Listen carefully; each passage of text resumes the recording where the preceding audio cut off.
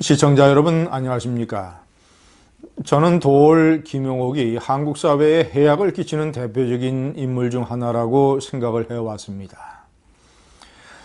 그는 잘못되고 한쪽으로 편향되며 대단히 왜곡된 이 역사와 정치에 대한 지식을 역시 역사와 정치에 대한 제대로 된 문제의식과 지식이 없는 순진한 대중들을 상대로 강연이라는 형식을 통해서 주입을 해서 이 사회를 어지럽히고 있습니다. 그는 많은 망언을 저질렀는데 최근 KBS가 마련해준 이 강연판에서 또 하나의 중대한 망언을 했습니다. KBS 공영방송은 그에게 막대한 돈을 투자를 해서 영화배우 유아인 씨를 출연시켜서 도올아인 오방 간다. 오방이라고 하는 것은 오방신, 오방색, 오방 거기서 나온 말입니다. 그리고 일종의 양념 형태로 중간중간에 노래를 부르는 소리꾼 가수 오방신, 그래서 제목을 그렇게 따온 겁니다.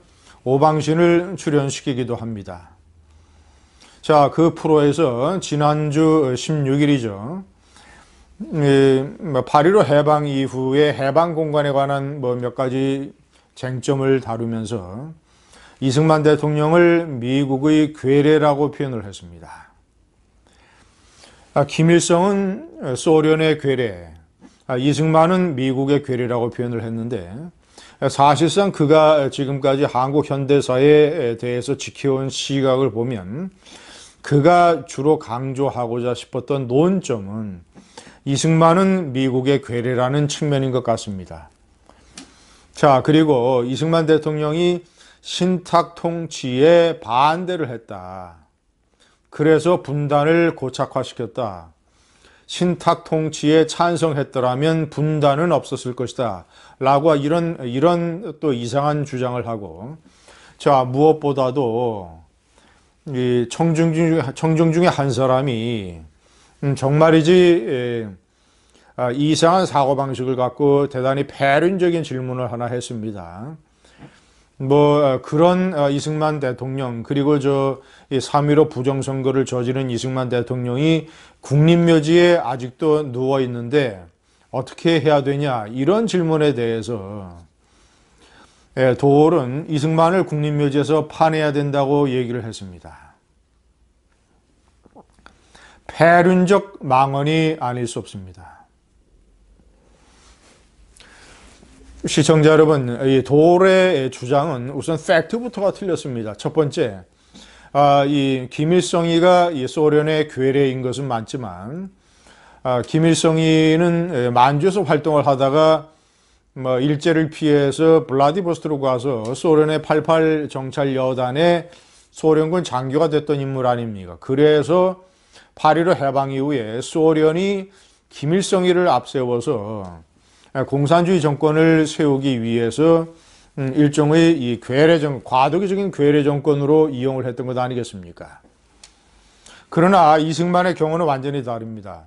이승만 대통령은 귀국할 때 도쿄에 있는 메가더 장군의 지원을 받았고, 그가 내준 군용기를 타고 이 서울에 왔지만, 메가더의 지원을 받았다는 사실과 미 군정을 지휘하는 미 군정사령관 하지 중장, 하지와 이승만 이 박사는 관계가 아주 안 좋았습니다. 미 군정과 이승만 박사는 계속 갈등을 일으켰습니다.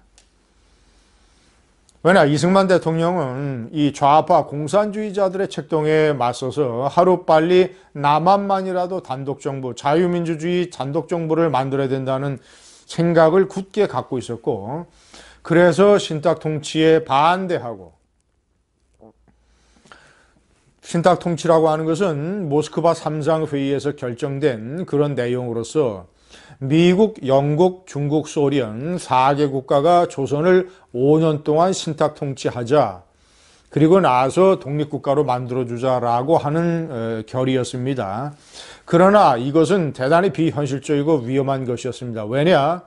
이미 북한에는 소련의 앞잡이 김일성이가 인민위원회 조직을 전부 다 갖추고 있었고, 시간을 끌면 끌수록 소련에는 공산 정권이 정착을 하고, 그 소련의 공산주의의 세계화 전략에 따라서 남한도 공산주의 정권으로 집어삼키려고 하는 소련의 책략에 말려들 가능성이 대단히 높았기 때문입니다. 이승만 박사는 이것을 간파하고 신탁 통치에 반대하는 반탁운동을 전국적으로 전개를 했습니다. 이승만 박사의 반탁운동, 그리고 우익진영의 반탁운동은 역사적으로 옳았던 것으로 증명이 됐습니다.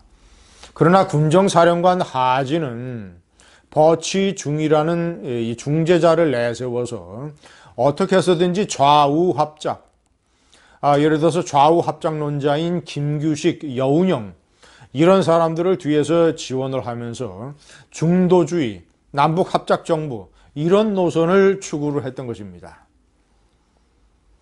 그래서 미 군정과 이승만 박사는 갈등이 심했다. 그래서 이승만 박사를 미국의 괴뢰 앞잡이라고 보는 것은 그건 정말이지 초등학생도 동의할 수 없는 아주 무식한 얘기입니다. 자, 그리고 국립묘지에서 파내야 된다는 이런 배륜적 망언.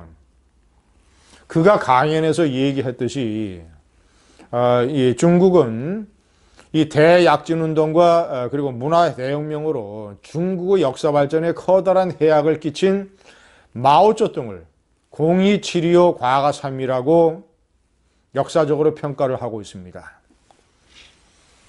아니, 공산주의 독재자, 그리고 일단은 중국의 국가 발전에 그런 해악을 끼친 인물을 중국의 인민들은 7대3으로 평가를 하는데, 이 이승만 박사, 국내적으로는 반봉건, 반대한제국, 어떻게 해서든지 근대 민주공화정을 이룩하겠다고 하는 혁명가, 개혁가, 계몽가, 국외적으로는 일제로부터 독립을 쟁취하기 위해서 자유민주주의의 보호로, 서방 보수주의 정치국가의 보호로 미국과 깊은 관계를 맺고 미국의 힘을 빌어서 독립을 쟁취하고자 했던 이승만 박사. 자, 그리고 한국정쟁 때는 미국의 극렬한 반대도 불구하고 반공포로를 일거에 석방시켜서 휴전회담을 깨려고 했던 사람. 마지못해 불가피하게 정전회담, 휴전회담에 합의를 해줬지만 미국과 상호 방위 조약을 체결을 하고 미군의 주둔을 관철함으로써 미국이라고 하는 안보 울타리 내에서 근대화와 경제 발전이 가능하도록 만들었던 해안을 지는 역사적인 혁명가요, 개혁가요 지도자 이승만 박사. 자, 그리고 토지 개혁과 이 북한에 비해서 신속하고 합리적이며 부작용이 없고 사회의 통합을 유지했던 토지 개혁. 자, 그리고 무상교육의 확대, 교육 기회의 확대. 자, 이런 것을 통해서 근대화의 발판을 만들었던 한국의 건국 대통령, 호국 대통령 이승만 박사. 이 이승만 박사의 공과를 정확하게 해석하지 아니하고 이승만 박사를 국립묘지에서 파내야 된다라고 주장을 했던 이도올 김영호. 그동안의 1차, 2차, 3차 망언에 이어서 제4차 망언입니다. 자, 제가 대표적인 것만 꼽아서 1차 망언은 천안함 폭침이 북한의 소행이라고 하는 국제합동조사단이 0.0001%도 설득력이 없다라고 했던 거예요. 자, 두 번째는 노무현 대통령이 취임을 하니까 아부성 인터뷰를 하면서 노무현 대통령의 인터뷰 기사에 이런 아부성 글을 적었던 사람. 바라옵건대 시정 잡배들의 쇠설에 괴념치 마시고 대상을 집하는, 집은 이제 집권할 때의 집자입니다. 대상, 커다란 커다란 이 코끼리 상자, 대상을 집하는 성군이 되시옵소서라고 아부성을 했던 것이 2차 망언. 자, 세 번째는 노무현 대통령을 따라서 평양 정상회담에 갔다가 그 아리랑 축전을 관람을 하고 이런 말을 했습니다. 플라톤의 이상국가에서도 중요한 과목은 용맹스러운 음악과 집체적인 체조였다. 기억해야 할 것은 북한은 물질적으로 잘 살기 위해 노력하는 것이 아니라는 사실이다. 우리를 안내한 여성 동지가 말했다. 잘 사는 것이 목표가 아니라 올바르게 사는 것이 목표입니다. 플라톤의 이상국가는 탐욕이 배제된 지성이 실현되는 나라였다. 이건 초등학생도 이런 얘기는 안 할 겁니다. 북한에 대해서 이런 동화적인 환상을 갖고 있는 이런 사람이 지식인이라고 한국 사회의 대중 앞에 나와서 강연을 하고 KBS라는 공영방송은 그에게 거액의 출연료를 주고 판을 깔아주고 유아인이라는 한 영화배우는 역사와 정치에 대한 확실한 문제의식과 지식도 없으면서 옆에서 추임새를 넣는 역할을 해서 이용당하고 공부를 제대로 하지 않은 무지한 청중들은 도리 이승만 대통령이나 한국 현대사를 폄훼 매도하는 발언에 고개를 끄덕이면서 박수를 쳐대고 있습니다. 이것이 지금 대한민국의 공영방송의 강연 프로그램에서 벌어지는 작태입니다. 감사합니다.